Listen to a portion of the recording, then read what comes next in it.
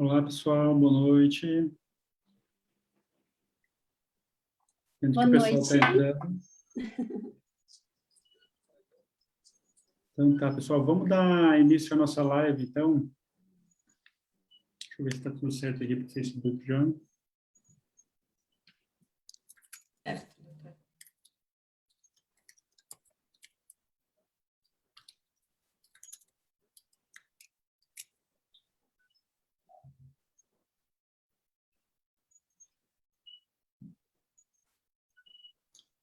Então tá. Bom, como a gente comentou na semana passada, anunciou na semana passada,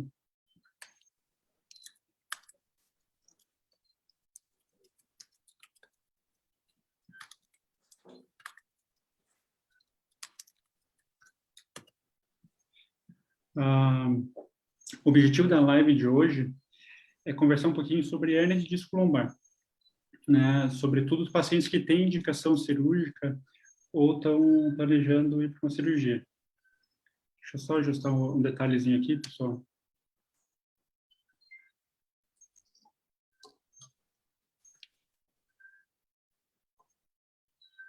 Então, o pessoal está falando que está dando eco aqui. Ficou melhor?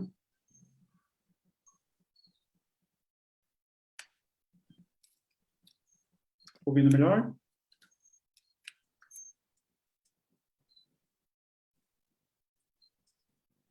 Alô, alô?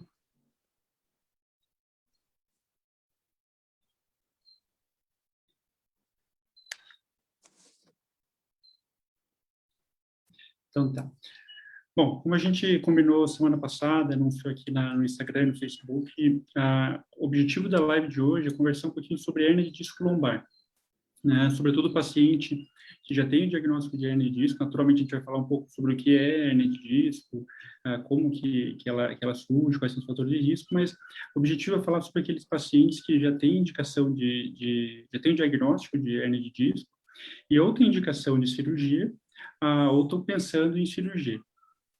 A gente vai falar um pouquinho, então, sobre as indicações, sobre o ato cirúrgico, o que é feito na cirurgia, né, que é sempre alguma coisa que causa muita dúvida no paciente, tem que colocar parafuso, não coloca parafuso, qual que é o objetivo da cirurgia da hérnia de disco lombar. E também uma outra zona, um outro assunto que é um pouco cinzento, assim, que não é muito claro para a maior parte dos pacientes, às vezes até para muitos médicos, como é que é o período de recuperação, como é que é o pós-operatório, né? E é por isso que a gente convidou duas colegas aqui que trabalham bastante com pacientes de coluna, né, a fisioterapeuta Tatiana Cidral e a profissional de educação física, Letícia, para conversar um pouquinho sobre o pós-operatório, né? Como é que é esse processo de reabilitação, o paciente que já fez a cirurgia, né? Então, claro, tem aquele paciente que a gente opta pelo tratamento conservador, que vai tentar manejar sem cirurgia. O objetivo não é hoje falar sobre esse paciente, mas sim sobre aquele paciente que já foi operado e agora está no processo de reabilitação, de recuperação pós-operatória. Então, vocês querem dar um oizinho a Tatiana e a Letícia? Boa noite para Olá, vocês. boa noite. Estão me escutando? Tudo bem? Tá bem também. Eu acho que tá dando um pouquinho de Tá eco, Letícia. É. E agora? Agora tá melhor. Acho que ficou melhor para o pessoal escutar também. Boa noite, Ai. Letícia. Oi, boa noite, pessoal. Tudo bem? Acabou o meu áudio por aí? Tá bom. Estão me ouvindo Bom, bem? certinho. Show. Então, semana passada a gente abriu uma caixinha de perguntas para alguns pacientes já mandarem algumas dúvidas sobre a hernia de disco lombar e a cirurgia e o processo de reabilitação. Surgiram algumas dúvidas bem interessantes que a gente vai responder ao longo da live aqui. Antes de a gente começar a falar especificamente sobre a hernia de disco lombar, sobre cirurgia, acho que é bem importante todo mundo estar na mesma página sobre o que é o disco, né? Então, talvez para quem trabalha todo dia com isso, enfim, que está mais habituado aos termos técnicos, é uma coisa simples, é fácil de visualizar o que é uma hernia de disco, o que é o disco lombar, mas para o paciente que recebe o diagnóstico, que está começando a fazer o tratamento, talvez não seja tão simples. Então, a primeira coisa que a gente tem que ter bem claro é que eu tenho um modelinho de uma coluna vertebral, né? E aqui embaixo eu tenho os ossinhos da pelve. O que é importante a gente saber? Saber diferenciar, conseguir imaginar mais ou menos o que é um disco intervertebral. Então, o disco intervertebral é essa estrutura que fica na parte anterior da coluna, na parte da frente da coluna. É uma estrutura fibrocartilaginosa, então ela não é osso, né, que também é uma dúvida assim, muito comum dos pacientes no consultório. Então, ela é uma estrutura que é mais mole e ela fica entre os corpos vertebrais. Ela tem a função de dar estabilidade para a coluna e dar mobilidade para a coluna. Então, a gente, quando está falando do disco, a gente está falando da hernia de disco, a gente está falando dessa estrutura que vai fazer lesão. E aqui eu tenho ele separadinho, olha, é mais ou menos desse jeito. Ele tem esse formato, mais ou menos dessa maneira, tá? Então, numa estrutura tridimensional, ele tem a bordinha externa um pouquinho mais durinha, que é o ânulo fibroso, o interior um pouquinho mais gelatinoso, mais hidratado, que é o núcleo pulposo. Então, é basicamente isso que a gente tem que entender, visualizar quando a gente está falando do disco, né? Então, isso é um disco intervertebral, ele que fica entre as vértebras e vai dar mobilidade e estabilidade para a coluna, né? Naturalmente, por vários motivos, né, tem várias teorias para isso, o que é mais aceito hoje em dia é que os pacientes que já têm uma predisposição genética, têm uma história familiar, o próprio processo de envelhecimento, somado ao estresse biomecânico, aquilo que a gente faz ao longo da vida, em termos de trabalho, exercício físico, a gente pode ali abrir um processo de degeneração do disco. Então, a gente entende hoje que uma hernia de disco faz parte de uma cascata de degeneração. O paciente que entra num processo degenerativo de disco, ele pode evoluir para uma hernia de disco. A gente considera uma doença degenerativa da coluna, né, a hernia de disco. Então, o paciente entra nesse processo de degeneração de disco, que ele começa a desidratar o disco dele, mudar a biomecânica do disco, da coluna, começa a sobrecarregar cada vez mais a borda desse disco, essa estrutura mais externa do disco, e aí ele pode fazer algumas alterações, que vai desde um abaulamento difuso, o estufamento da parede, ele começa a empurrar a parede desse disco, até você fazer um rompimento da parede e extravasar aquele conteúdo interno, extravasar o núcleo pulposo, seria uma hernia de disco extrusa, aquela hernia de disco mais volumosa. Então, pode extravasar aquele conteúdo interno do disco. E isso vai ser bem relevante na hora da gente entender o que é cirurgia, o que a gente faz na cirurgia. Então, a gente tem um disco que entrou em processo de degeneração, fez uma alteração ali da borda dele, ou estufou, foi além do limite que é o limite natural do disco, né? Ou extravasou aquele conteúdo interno, e agora começou a tocar as estruturas que estão em volta. Só que a gente tem um detalhe na coluna, que é, na verdade, bem relevante, que aqui na porção posterior a gente tem a estrutura nervosa, tem o nervo, tem tecido nervoso. Então, quando eu faço um abaulamento, uma hérnia de disco como essa, eu posso tocar uma estrutura nervosa posterior, que é a história da compressão do nervo, da radiculopatia, de eu estar fazendo a dor da raiz, a dor do nervo apertado, que a gente conhece popularmente de dor do ciático, a ciatalgia, aquela dor que corre na perna, a dor do nervo irritado, o nervo apertado, comprimido pela hérnia de disco. Então, agora eu tenho o quadro do meu paciente. Tem um paciente que já tem um processo degenerativo acontecendo, então ele já tem um quadro de dor lombar que vem acontecendo há mais tempo, tem períodos de piora e melhora, e aí de uma vez, de uma hora para outra, ele abre um quadro de ciatalgia, de uma dor que corre na perna, compatível com uma raiz apertada. A gente tem a hipótese diagnóstica, a gente abre sempre a hipótese diagnóstica de alguma compressão, de uma síndrome compressiva lá na coluna, faz uma ressonância e identificou a hernia de disco. Então, a gente tem um diagnóstico da hernia de disco agora causando uma radiculopatia, comprimindo o nervo. A gente vai decidir pelo tratamento. O que é importante saber do tratamento antes de a gente entrar especificamente da coluna, falar do ato cirúrgico e do pós-operatório? É entender que a maior parte das vezes a hernia de disco é um processo, é uma alteração autolimitada. Ela faz o rompimento, faz o estufamento da parede, causa compressão de uma raiz, causa sintoma, e naturalmente há uma tendência do organismo de recuperar, diminuir esse fator de compressão e o processo inflamatório e os sintomas melhorarem. Então, a gente espera que, em pouco tempo, cerca de 6 a 8 semanas, o paciente melhore completamente ou próximo de 100% os sintomas que iniciaram todo o processo, que é sintoma de radiculopatia de raiz apertada. Isso para a maior parte dos pacientes. 80, 85% dos pacientes vão evoluir dessa maneira. Nesse meio tempo, esses pacientes que a gente opta pelo tratamento conservador, a gente introduz outras técnicas, como uma reabilitação física com fisioterapia, a gente pode até lançar mão de algumas medicações para controle sintomático, mas o corpo tem uma tendência natural de recuperar. Isso para a maior parte dos pacientes. Mas isso não serve para todo mundo. Então, tem aqueles 15, 20% dos pacientes que acabam ficando refratários ao tratamento conservador. As semanas passam, eles continuam com uma dor muito intensa, passa a segunda, terceira, quarta semana e a dor não diminui. Então, a gente já está esperando que esse paciente talvez não seja suficiente para ele um tratamento conservador. A gente vai ter que começar a pensar já num tratamento cirúrgico. Essa é a indicação mais comum de cirurgia para hérnia de disco, o paciente que ficou refratário ao tratamento conservador. Então, ele abriu um quadro de ciatalgia, de radiculopatia, semanas se passaram e a dor não melhorou. Então, a gente acaba indicando cirurgia para esse paciente, que é essa indicação mais comum, para um paciente por uma dor refratária, uma dor que não melhorou com o tratamento conservador. Então, como eu estava falando, é a indicação mais comum. Tem outras indicações que são super relevantes também, mas são menos frequentes. Por exemplo, o paciente com alteração neurológica. Então, eu tenho a raiz que sai ali da coluna lombar e vai em direção ao membro inferior. Ela tem duas funções principais, a função motora e a sensitiva.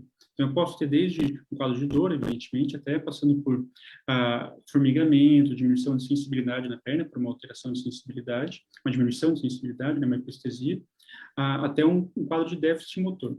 Então, uma outra indicação relevante para a gente, quando está falando de cirurgia de coluna, olha, esse paciente tem que fazer uma cirurgia de coluna, e aí é uma indicação até de uma cirurgia mais imediata, quando o paciente tem um déficit motor importante, sobretudo um déficit motor menor que grau 3. Então, é quando o paciente não vence a gravidade. Você tem lá a raiz que faz a elevação da ponta do pé desse paciente. Aí você pede para o paciente levantar a ponta do pé e esse pé não levanta. Não vence a gravidade. Isso é uma indicação cirúrgica.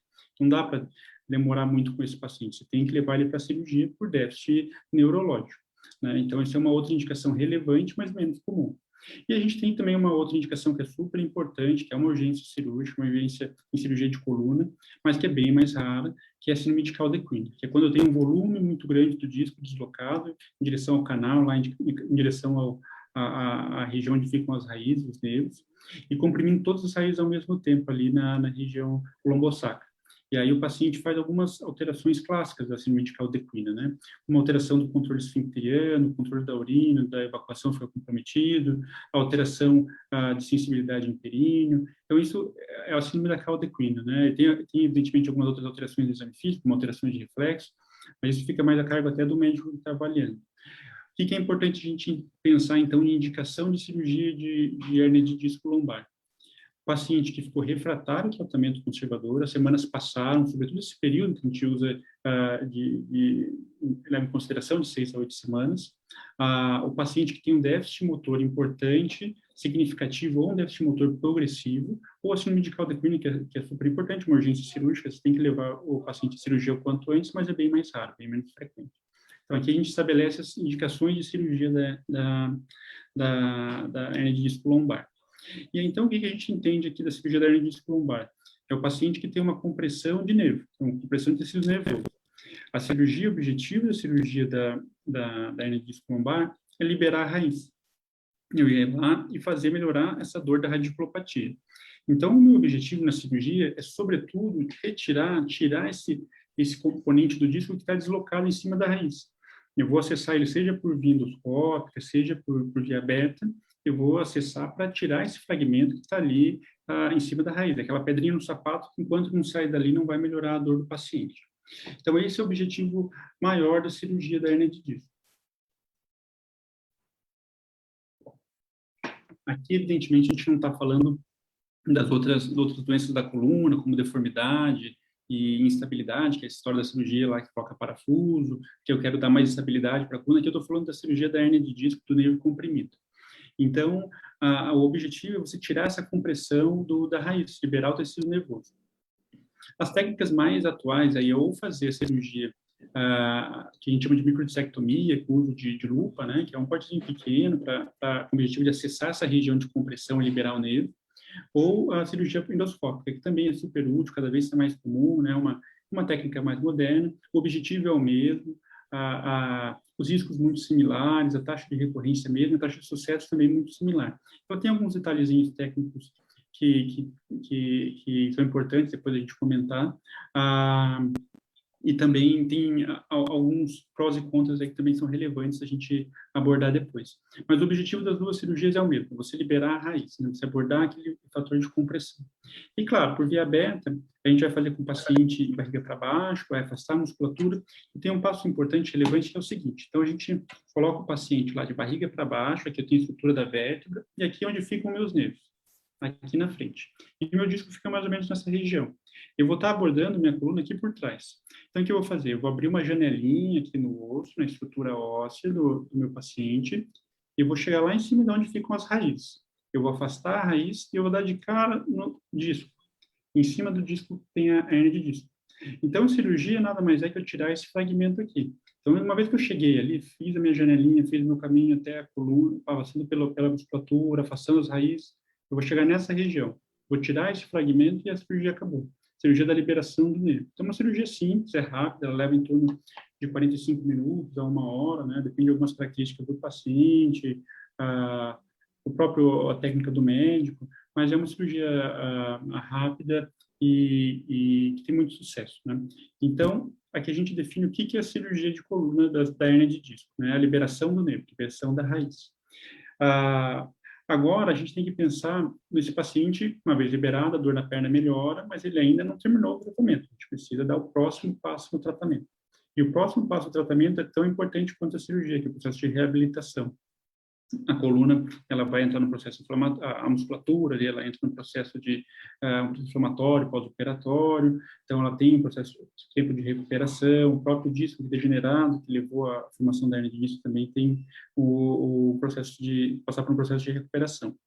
E aí que é muito importante o papel do fisioterapeuta e do profissional de educação física, né, esse período de pós-operatório, né? Às vezes a gente deixa um pouco de lado quando a gente está pensando no tratamento cirúrgico. Quando a gente fala de tratamento conservador, todo mundo sabe conversar, sabe falar sobre fisioterapia, sobre pilates, sobre a técnica de tratamento conservador, mas quando a gente fala de cirurgia, isso fica um pouco de lado. Parece que o tratamento termina na cirurgia.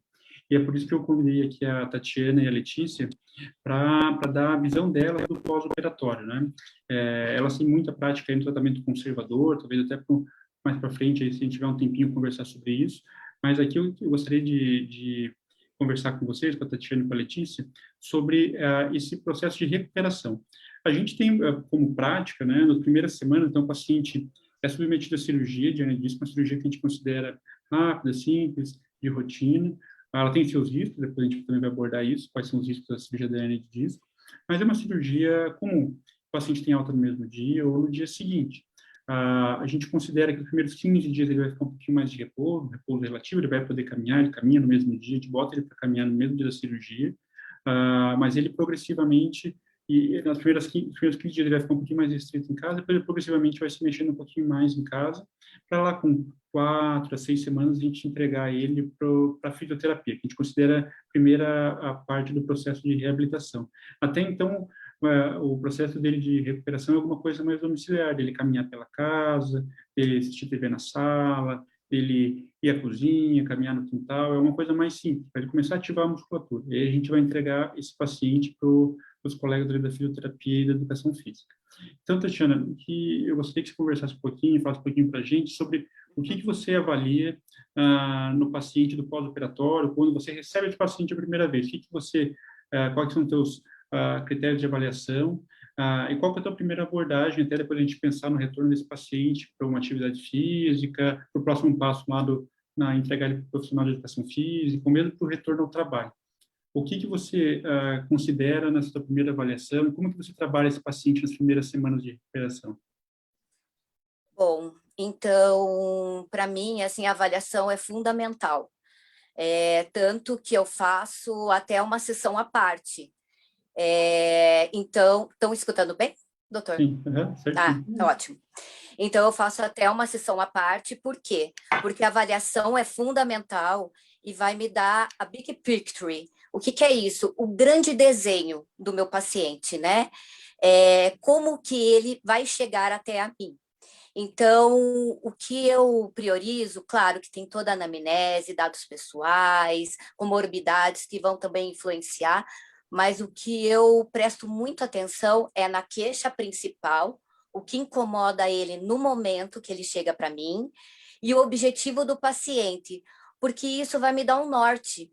Então, assim, a minha queixa principal é uma dor que está me incomodando ainda, uma dor residual pós-cirúrgico, e eu gostaria de caminhar melhor. Eu gostaria de... Então, às vezes, eles relatam diversas coisas, depende do perfil do paciente. E eu sempre pergunto qual que é o objetivo dele, porque, assim, cada um tem um perfil, e às vezes tem um que às vezes falam para mim que eles só querem amarrar o cadarço sem dificuldade de dor. Então, isso vai me nortear nas minhas estratégias, né? A dor eu avalio por uma escala bem simples, bem comum, assim, que é a escala analógica visual, onde eu pergunto de 0, nenhuma dor, de 10, insuportável, e ele vai me dar a nota no dia da avaliação. E depois eu vou fazendo a reavaliação dessa dor. Dependendo da escala, a gente vai progredindo os exercícios. É muito importante também avaliar o teste de mobilidade da coluna, os movimentos fisiológicos, né? Então, eu peço para que ele faça os movimentos da coluna. E daí aí me dá também como que está a amplitude de movimento dessa coluna. Claro que vai me dar também um pouco das limitações, e daí é onde eu vou trabalhar, né?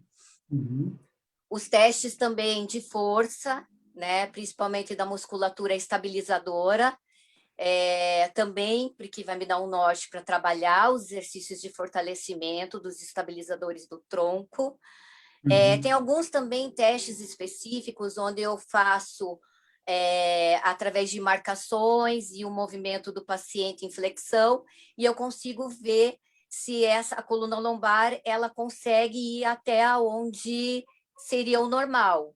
E também vai também me nortear como que é essa mobilidade da coluna. Geralmente é limitada. Então, no primeiro momento, os teus principais parâmetros ali são dor e mobilidade do paciente. E a mobilidade do paciente, exatamente. Sabe, uma dúvida que é muito frequente no consultório, porque normalmente esse paciente que é submetido à cirurgia, ele já passou por um processo de tratamento conservador, ele já passou lá por fisioterapia, então está cansado da fisioterapia, de tentar, ele tem uma imagem já, não é muito boa de todo esse processo. Então, uma das primeiras perguntas que surgem quando você submete o paciente à cirurgia e fala, olha, agora a gente vai começar a reabilitação. Você fala assim, a gente vai conversar agora, vai te encaminhar para o fisioterapeuta para fazer o processo de recuperação pós-operatória. Isso foi até uma coisa que a gente conversou antes, né, Tatiana? Uma pergunta que sempre surge é quanto tempo eu tenho que fazer de fisioterapia? Porque ele já fez várias sessões, ele está cansado de ir na fisioterapia, ele não, enfim, ele não tem uma visão. Esse paciente que é operado, ele já passou por todo esse processo e na cabeça dele ele já ia estar livre de todo dessa coisa da reabilitação física.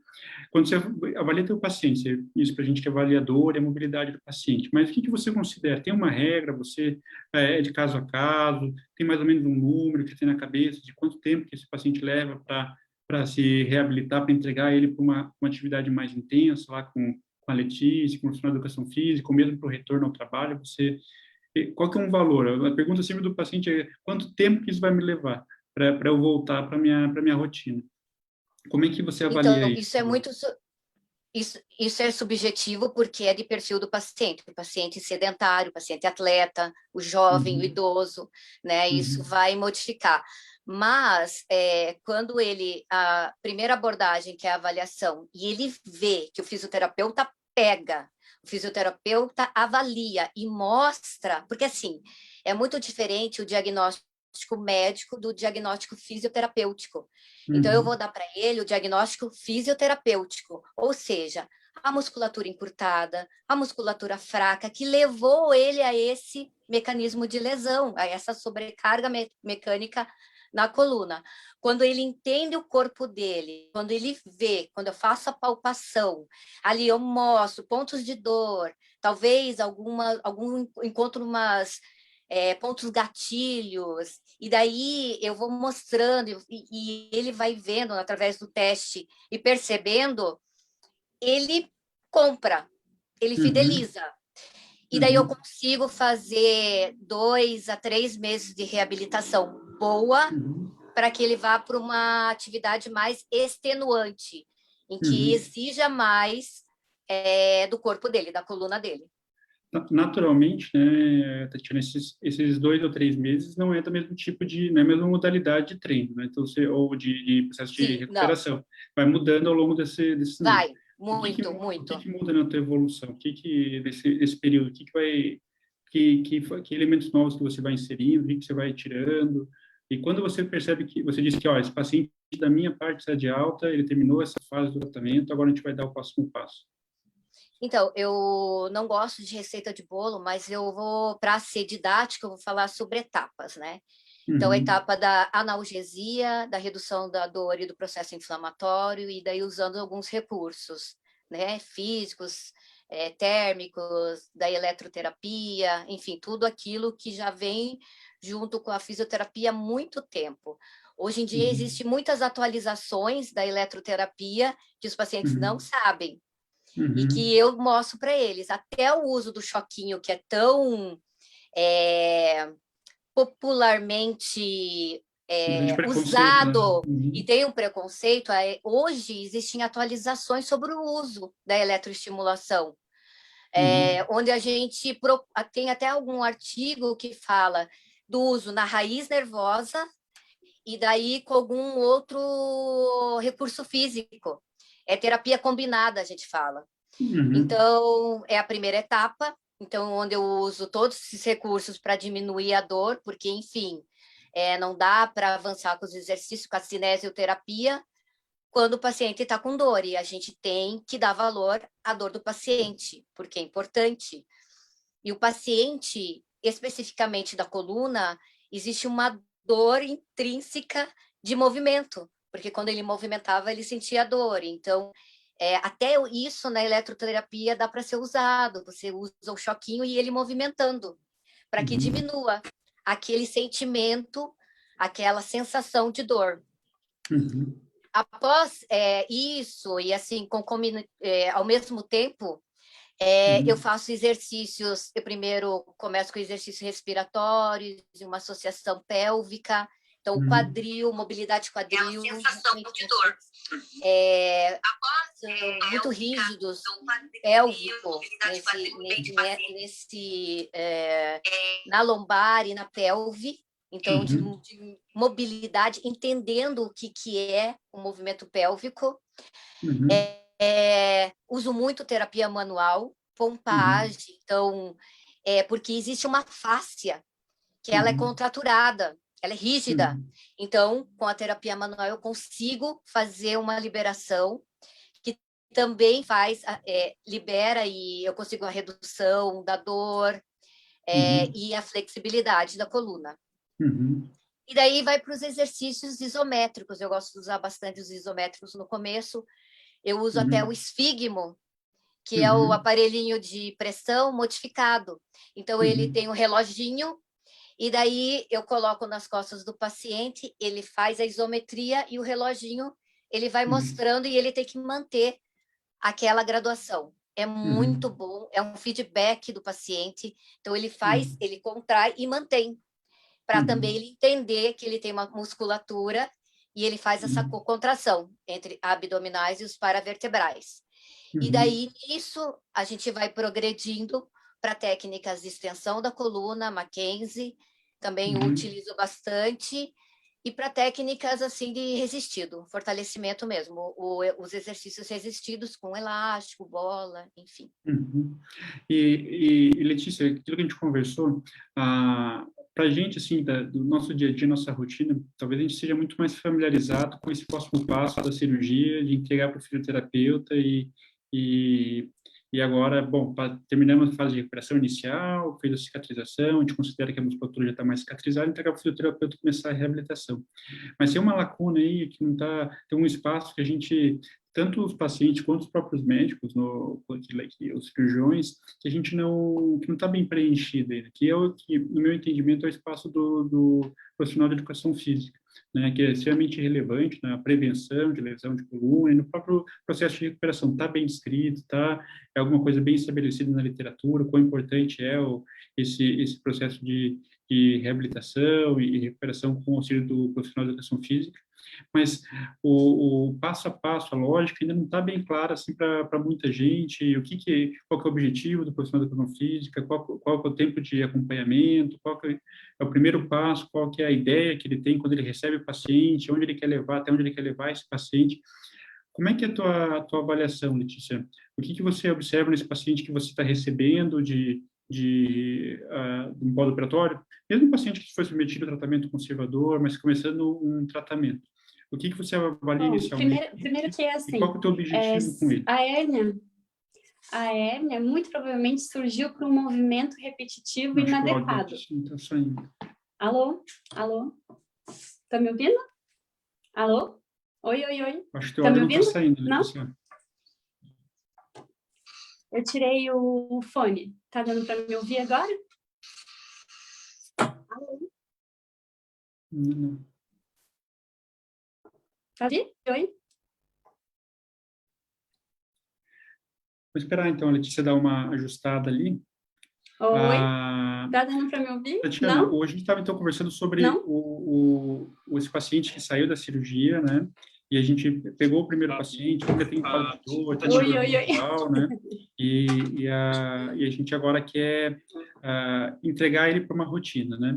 Eu tinha conversado com vocês, passado para vocês que a dor da radiculopatia melhora bastante, né? Com a cirurgia, com a liberação da raiz, mas uma das queixas principais do paciente, Doutor, pessoal, tá dando para me ouvir? dor lombar residual, Pessoal, né? Você falou que alô? o teu critério, então, inicial é mobilidade e analgesia, Alô? depois Alô? você parte para os exercícios isométricos. Alô? Você, naturalmente, como trabalha Alô? bastante, você sabe da relevância e quão importante é o paciente, os cuidados que ele tem em casa, né? Os cuidados domiciliares. O que você passa, o que você passa de orientação para esse paciente no pós-operatório? O que ele deve fazer em casa? Então, eu passo lição de casa. Uhum. Porque, assim, eu acredito muito no autocuidado. Então, ele tem que mudar o hábito, porque, às vezes, ele se acostumou a sentar de um jeito, a deitar de outro.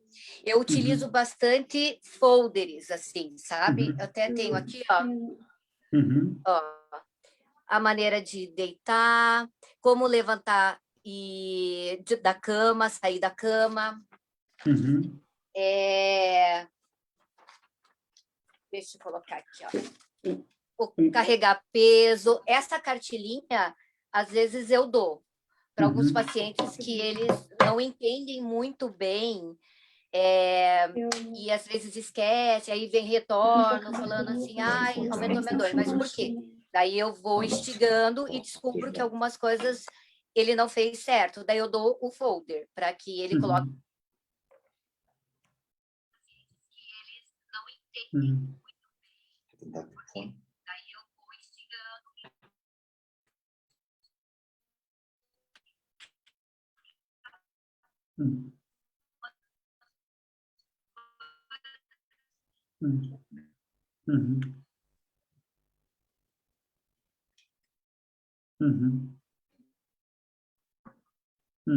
Vai conectar nos dois? Minha conectação, então. Já vai perder o áudio aqui.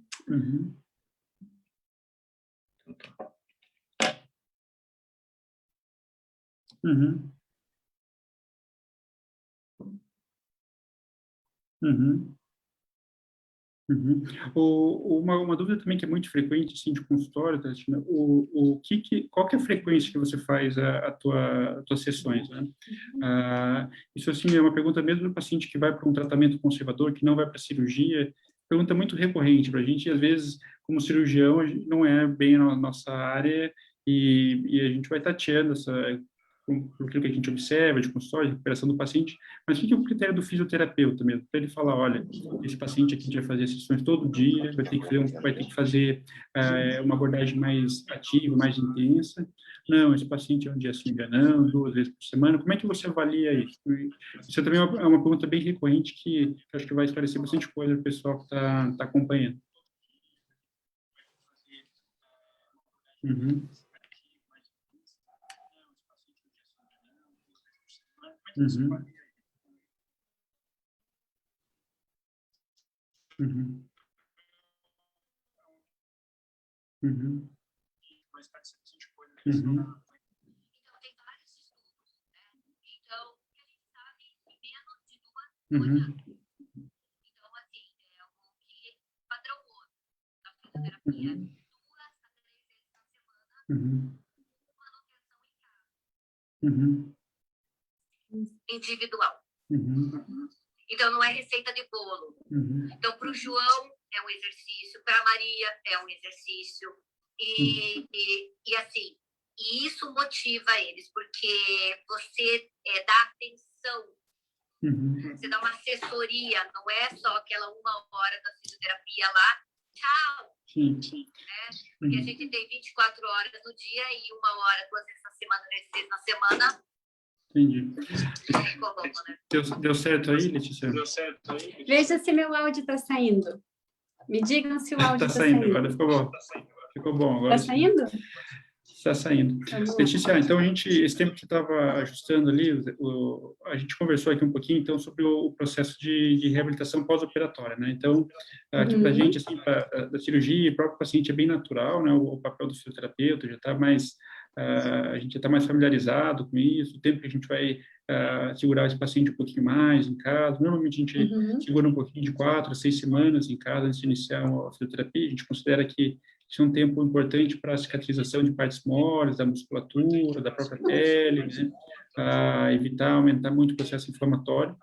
E aí ele entra no processo de reabilitação física com fisioterapeuta. A Tatiana comentou um pouquinho sobre o número de sessões que ela considera, o tempo que ela considera, de 2 a 3 meses, né? 20, 30 sessões. E aí, eu gostaria que você falasse para a gente um pouquinho qual que é o espaço do profissional de educação física, né?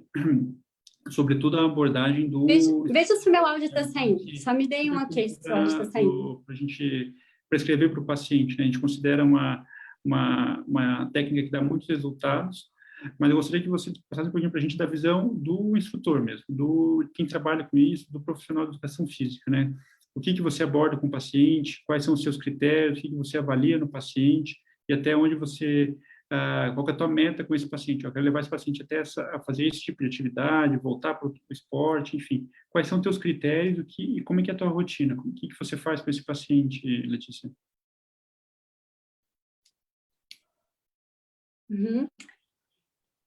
O meu áudio está saindo agora?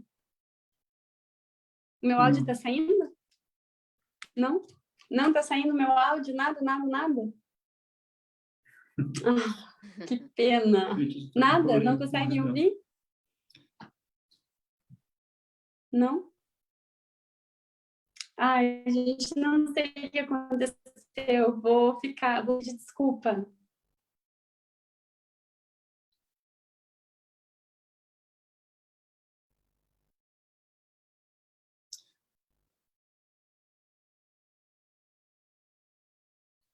Acho que não vai sair meu áudio. Bom, enquanto a Letícia tenta ajustar,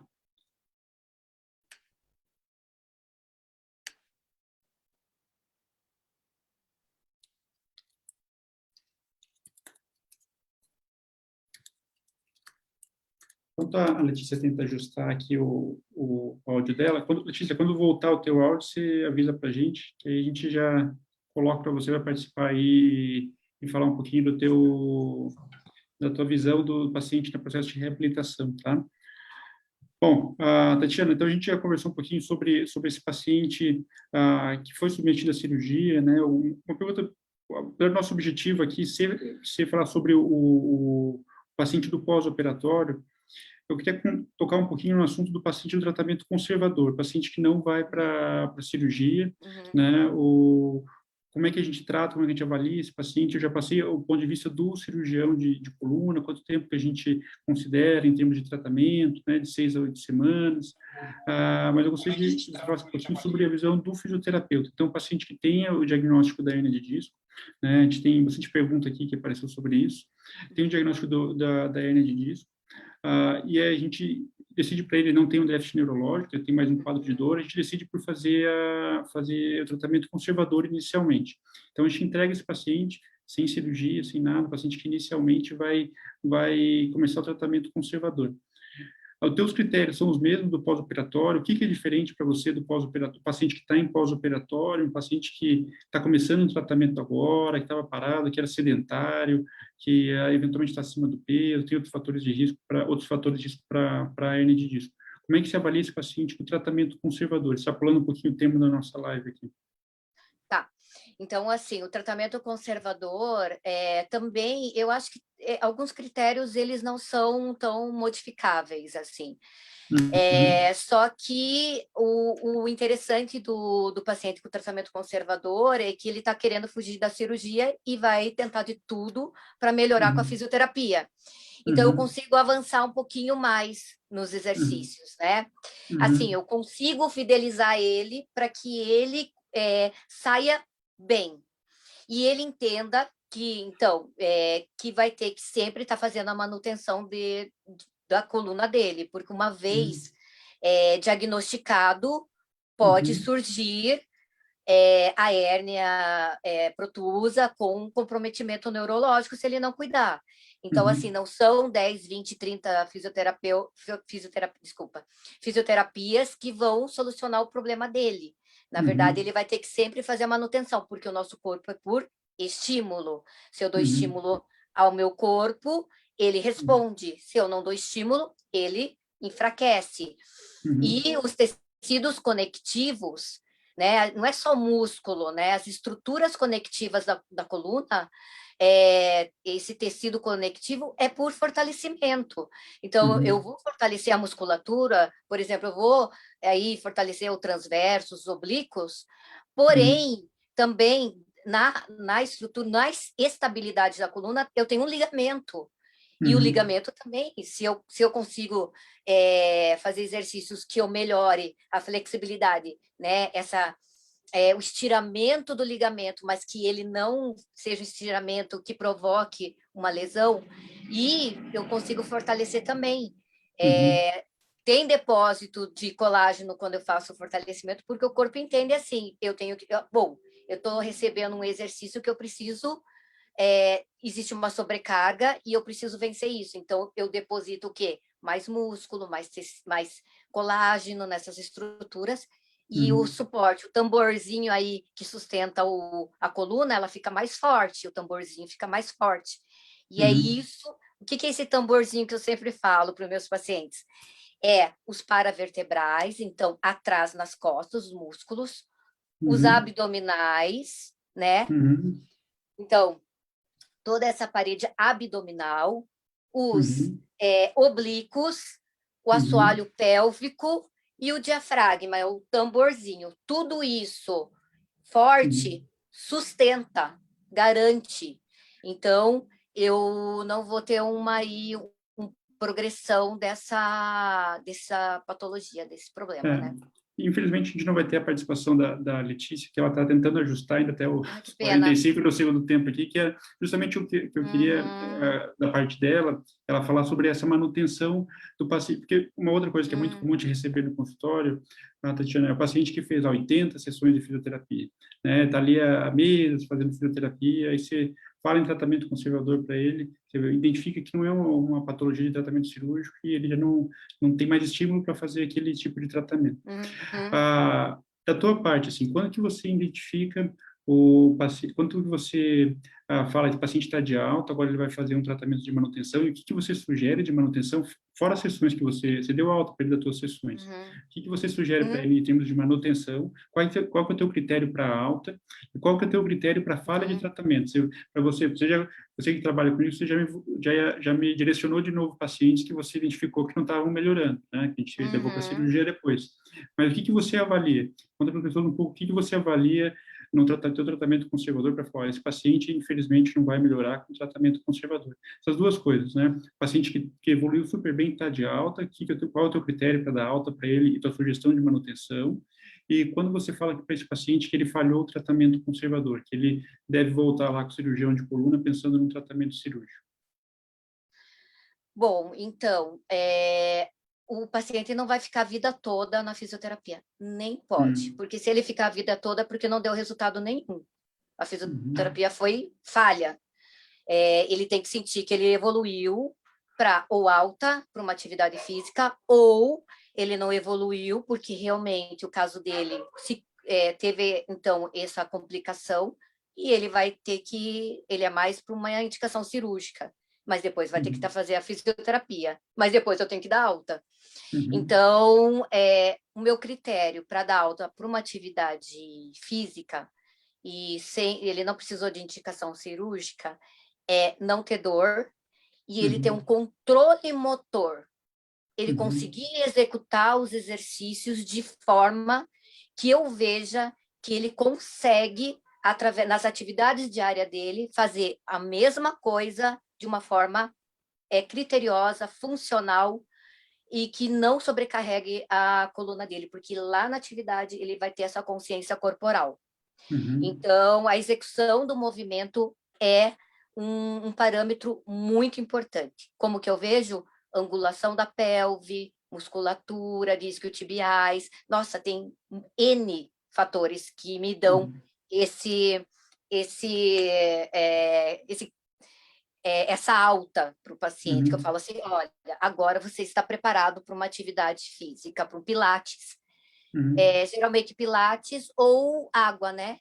Uhum. A Uhum. hidroginástica. Geralmente, pacientes jovens não gostam muito da hidroginástica, então a solução é um pilates. E a Uhum. musculação, porque eu sou apaixonada por treino de Uhum. força, eu treino há 12 anos, e Uhum. assim, e para mim a academia é o meu plano de saúde. E o que que você considera na falha do tratamento? Para você falar assim, ó, a gente tem o nosso critério, como eu te falei, né, das 6 a 8 Uhum. semanas, a gente observa, assim, a evolução da dor, se o paciente, a manutenção da dor, a piora ou não evolução, não melhora dos sintomas do paciente, sobretudo o critério de dor, né? Claro, tem um paciente que evoluiu mal neurologicamente, está com déficit progressivo de força, isso é um outro Uhum. critério, aquele critério que a gente falou lá no começo, mas sobretudo esse paciente que tem a queixa principal dele, a dor. Esse é o nosso critério do ponto de vista cirúrgico. E do ponto de vista do fisioterapeuta, também é a dor, vocês avaliam outros elementos, quando que você fala para esse paciente, olha, infelizmente aqui não adianta a gente ficar mais investindo em tratamento conservador, realmente considere a cirurgia. A dor. A dor Né? A primeiro. dor, a coluna, ela não responde muito bem ao exercício. Então, eu faço a mobilidade, exercícios de mobilidade, Uhum. porém a coluna ainda está rígida. Ela não, Uhum. ela tem pouca. Por quê? Porque é dor. Uhum. Querendo ou não, a dor inibe movimento. E ele Uhum. começa a entrar numa posição antiálgica. Então, Uhum. eu não quero sentir dor, o corpo faz isso, né? Uhum.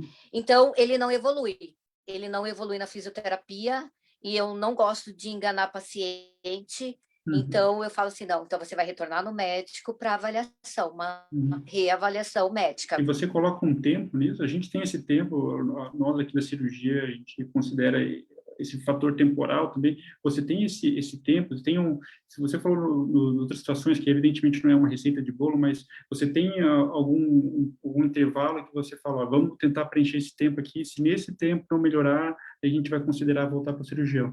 Funciona assim para vocês também? Então, porque assim, como eu faço a sessão personalizada, individualizada, e é 1 hora com o paciente, então eu consigo em 10 sessões já observar. Eu tenho um prognóstico, né?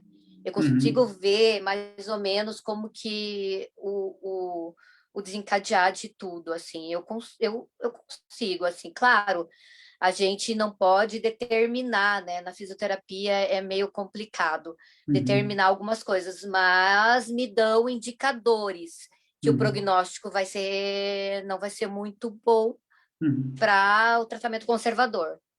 Perfeito. Olha, infelizmente aqui não deu para a Letícia participar hoje. Depois a gente pode até pensar de gravar alguma coisa em conjunto, ela Uhum. falar sobre a técnica dela, sobre o Pilates, que ela trabalha bastante, enfim, ter a visão do profissional de educação física. Ah, ela está deixando um espaço aberto, pelo que eu estou vendo aqui, para envio de pergunta, ela super ativa aí também nas redes sociais, ela vai respondendo o pessoal que tiver alguma dúvida específica. E a gente planeja mais para frente aí alguma coisa com a Letícia para ela dar Uhum.